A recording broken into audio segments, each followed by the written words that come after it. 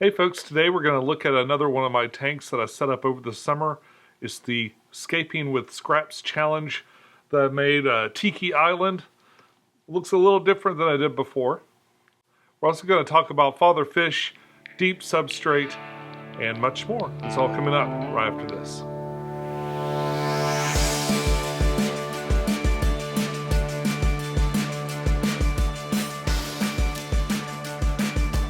Hey YouTube, this is Pecktec. Welcome back. Last week I worked on the 20 gallon, and just to kind of give you a report on that, all the parameters are testing normal. I've got like 0 ammonia, and everything else seems pretty well in line with what I would expect. The fish are all done really well. It's looking really nice and clear in there. There probably will be some modifications that I'm going to do in regards to the under gravel filter and stuff like that. I had several suggestions saying that maybe there wouldn't be enough suction on there, and maybe some ideas for what to do about that. I've got a couple of little backup plans that I sort of put in my head when I started that project. So I'm going to let it sit for just a little bit, and then we'll kind of circle back around to it, and we'll see what we could do to make it better. There were several people advocating for Dr. Novak and Father Fish, and what I did not want when I made these series of videos is this wasn't meant to be a commentary on either of their techniques as being the gospel, only way to do things, or a competition between the two, because they have different approaches. I think they've both proven that their approaches work, and I think there are a lot of different ways to get to victory, many paths to victory.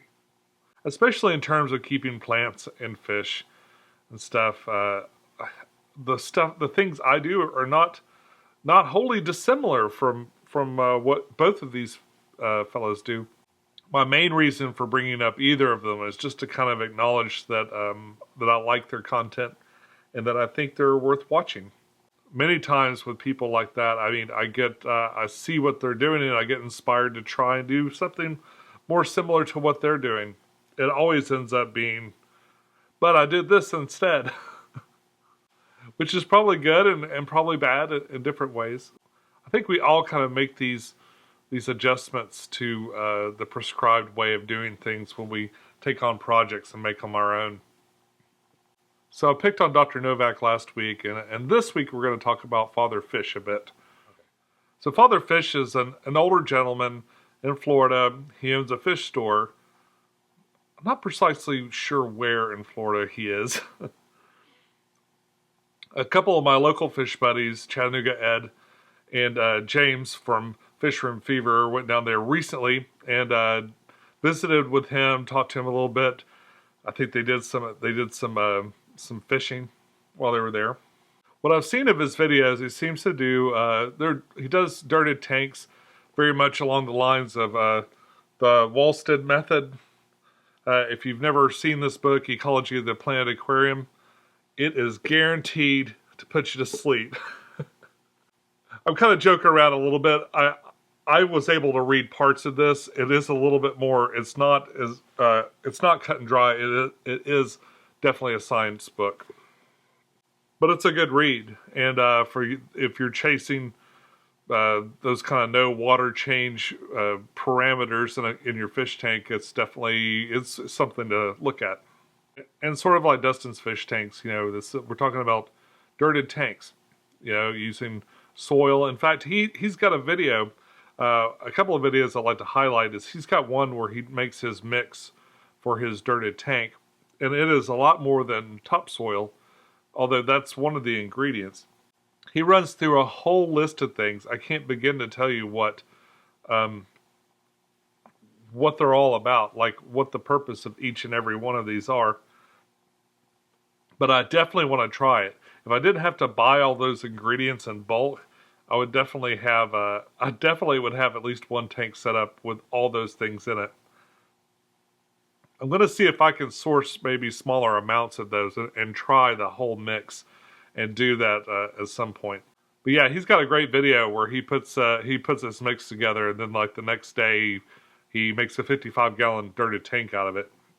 That video is from a while back, so I'd be interested to see if he has an update on that. I'm not sure if he does or not.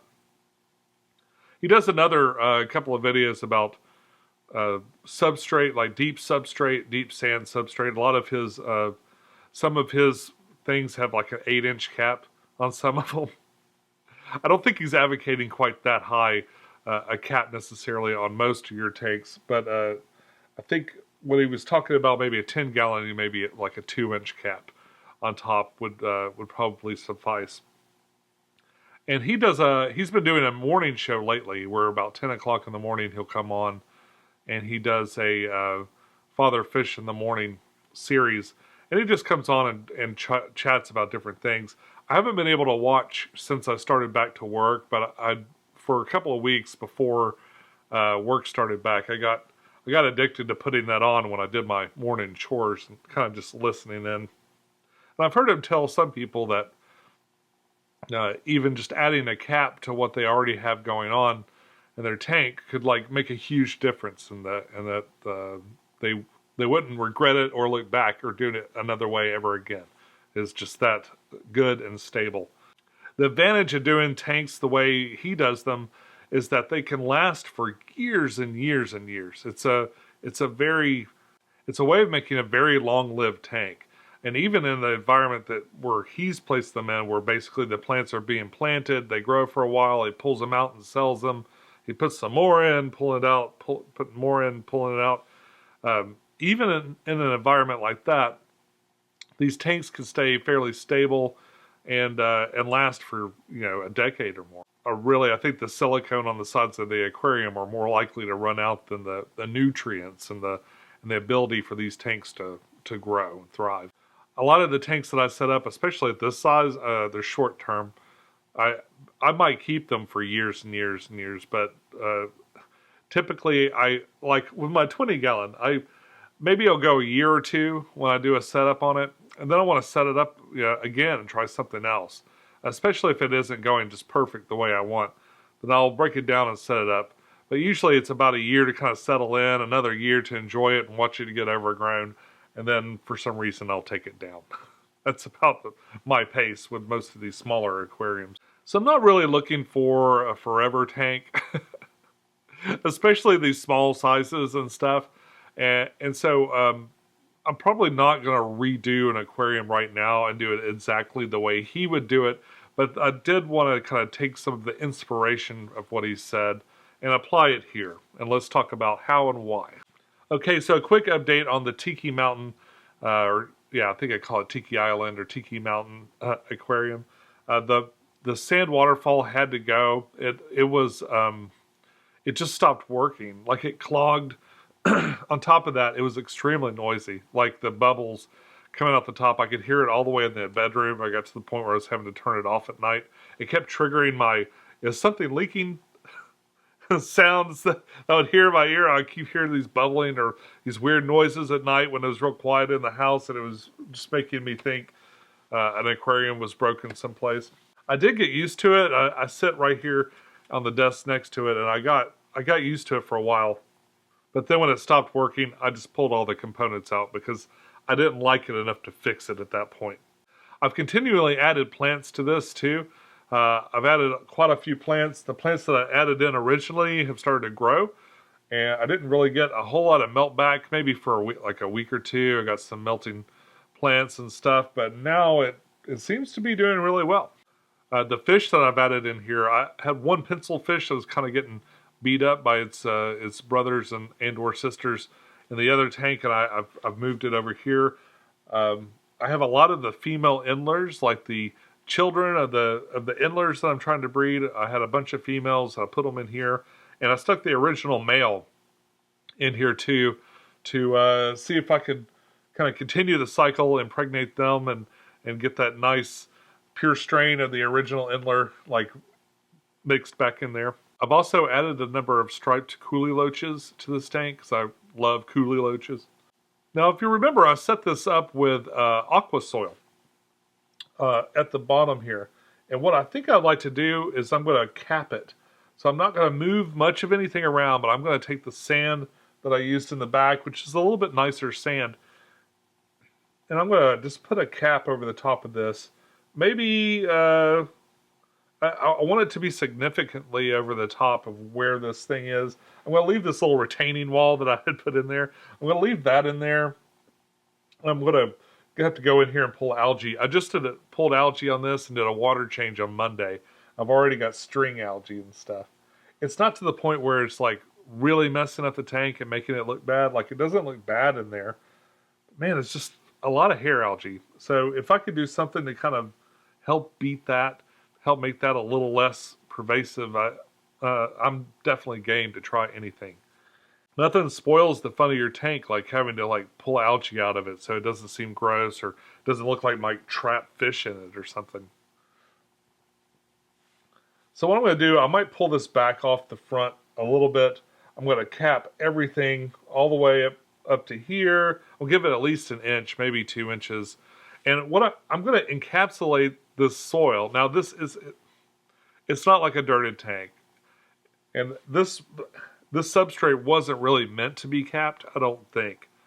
But I also don't think it'll hurt it to be capped. I don't know if the sand will last very long on top of it. It's so light, I think the sand might just sift on through there. But I'm not sure. I think what I'm going to do is I'm going to pour a bunch of sand in there and I'm going to tug on the plants and kind of get them pulled up into the sand a little bit more so they're not just absolutely buried in there. For some of them, like these crypts, I don't think they'll mind too much. The other plants might, though. But I'm going to just put a cap on this, see if I can trap some of those nutrients all into the sand bed, and just see if it makes any difference at all. All right, let's get started. All right, so this is the sand that I'm using. It looks a little funny because I've got the light mounted sideways. It's kind of right in the middle here while I mess with this. I'm kind of not sure how to do it. So the quickest way would just be to pour it in there. And I don't know how much different that would be than kind of ladling out in small amounts with a cup. So I'm going to just pour right from the bag. Let's start on the left side here. And start distributing the sand. Let's start in the back.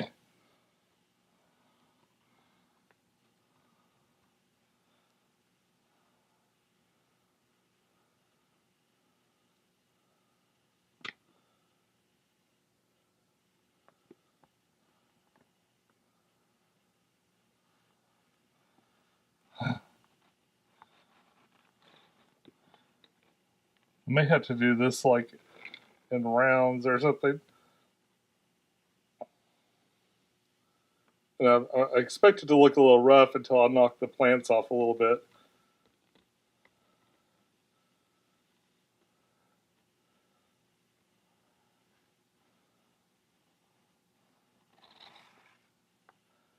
The cheapest alternative for doing this is the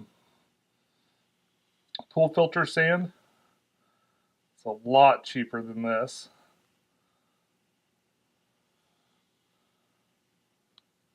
Now, because this is inactive and that there's no biological stuff going on in here, I feel like I can add this without like maybe sending an ammonia spike or anything like that through the tank, hopefully.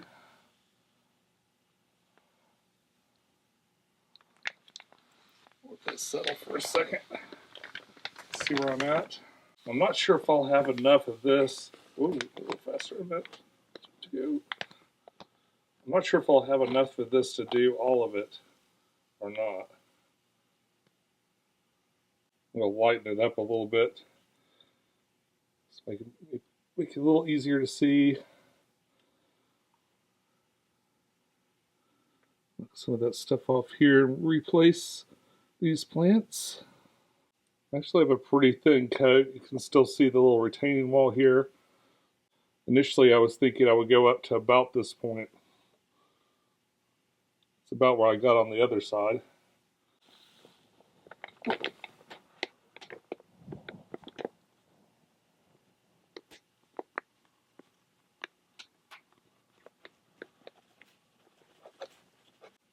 All right, I'm going to continue this off camera because the camera is really it's kind of getting in my way at this point. You've seen basically what I'm going to do. It's going to go back and forth until I get it up over this wall and get a nice layer between the substrate and the rest of the tank. All right, it's pretty foggy. You can't see much. I do have a pre-filter, so I went ahead and started it up. And, I'll let the sponge absorb any of the sand that's still blowing around. Hopefully it'll get most of it, and I won't have to worry about it getting in the impeller. Maybe. Let's hope. I used all the sand I had. I didn't end up doing much of a cap. It's a little bit of a cap. Maybe a 1/2 inch. I'd like to do a bit more. I'm going to have to get some more of the sand and kind of add it later. But I figured this small amount will be good enough for an initial sanding. I've got a lot of little loaches and stuff, and I'm worried. I was kind of worried that if they buried themselves and then I threw sand on top of it, I could like bury them too much, maybe to the point where they couldn't get out. But I've seen my coolie loaches running around here on the sides, and it looks like they're all right. Yeah, but just in case there are any of them that got scared and buried themselves, and then I dumped a bunch of sand on top of that, I didn't want to make it too thick. They could easily just walk right out of anything like this. This is a pretty light coating over the top. But like I said, I'm going to get a little bit more of this sand, and then I'll coat it a little bit more. Let it defog a little bit, and we'll see how it looks. All right, so we're back the next day. It's been about 24 hours since I added the sand. I think I like it a lot. I'm going to cheat a little bit and throw a little O-nip here in the front. See if we can get some a whole lot of activity from everybody that's in here still. Everybody seems unaffected really so far. I got to say, it's been a pretty pleasant experience. I really like the way it looks. It can't last, of course. It's never all pristine and new like that for long. The coolie loaches I've noticed in my steampunk tank, I've got sand in that one, and the way they swim, they kind of sweep as they swim. So it's funny, their sand always looks actually really nice and kind of pristine. So hopefully the coolies in here will make it nice also. It's been fun. They like to hang out in the bushes on either side, and there's quite a few bushes on either side of the little rock formation, which even more now looks like it's meant to be there. I think the sand really tied it together and made it look a lot nicer than it did before. Yeah, I like this. I like this open layout a lot better, or it looks like an open layout with the consistency of the sand and the fact that it kind of goes all the way back. It's real consistent. You can't see that wall, although it's under there. I'm definitely going to add some more sand eventually. This is a little bit more expensive, and that's not really an issue. I don't know if I caused any of my fish a lot of stress adding a whole layer of substrate like that at once, but I could guess it might be. So I'm going to kind of let everything kind of calm down in here. It looks actually pretty solid with a 1/2 inch. I know that's not enough. So the problem is, if you try to pull up plants or something and the substrate's too shallow, it's really easy for that black, all the stuff underneath that you're trying to cap over just to kind of get pulled up out with it. Whereas if you have a longer area of sand, it kind of works, it's like having a really thick piece of skin. So if you wound yourself, you don't just have that thin layer to let everything out. It actually can kind of heal itself as you pull it. Like if you pull a plant out, the roots and stuff are still going through mostly sand, and it'll keep the dirt out to some degree. Versus with real thin cap, if you go to pull a plant out, you can leave a gaping hole that basically negates the whole cap to begin with. I will have to tug on the plants a little bit more. A couple of the ones I tugged on, like I tried to get every leaf of a plant together and kind of gently work it my way up with it, but occasionally I get one that I thought was attached but wasn't, so I broke off at least 2 or 3 stems, kind of maneuvering plants in there, so I stopped doing it. I think it's going to be okay for the most part. I am going through and looking for any buried leaves and stuff. I did find a couple of leaves that are just completely buried, and I kind of pulled them up out of there. I think the crypts, and this is mostly crypts, and I think that they're going to be just fine. I know the stem plants are going to be just fine as long as any part of them sticking out. So really, I just have a couple of swords in here that I can see now, so I'm pretty sure that they're going to be okay. I did completely cover the Monte Carlo. Some sick part of me is like, I wonder if it can find its way out of there. And maybe it can, and maybe it can't. I'm thinking it won't be able to. But that's fine, because I'm kind of done with Monte Carlo. I've got it in a bunch of other places, but I'm willing to just let it be fertilizer for whatever plants end up over there. This is a tank that if I let it go for on and on, and eventually it'll just be all plants from front to back. But I'm hoping for a long time we'll have this kind of scenic, kind of a vista that kind of goes like a mountain peak in the middle. And I've completely left the middle open as kind of a, I don't know, not an arena, but maybe a stage where the fish can kind of come out, and they're really pretty to look at in that particular area. I've got my little tiki man in there just for whimsy, just because it felt right and I wanted to do it. This has been a tank where I continue to add plants to it, so I guess I'll continue to throw some plants in here and there. I'd really like to put like a banana plant in here or something like that.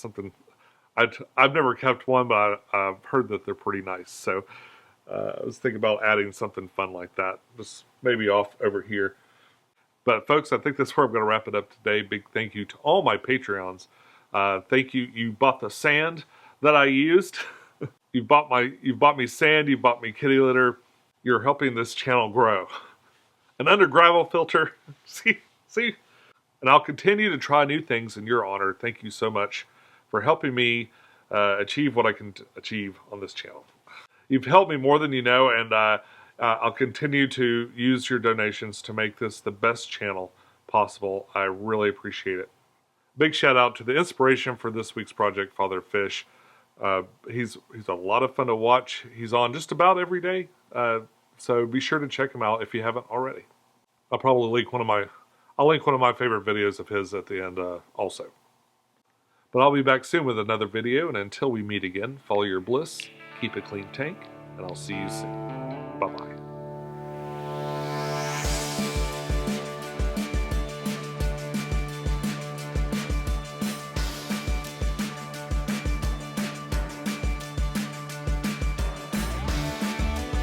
I'd like to send a chicken man video for the fish, which is good, but I didn't want. There were several people advocating. There were several people. There were several people advocating for both Father Fish and Captain Novak.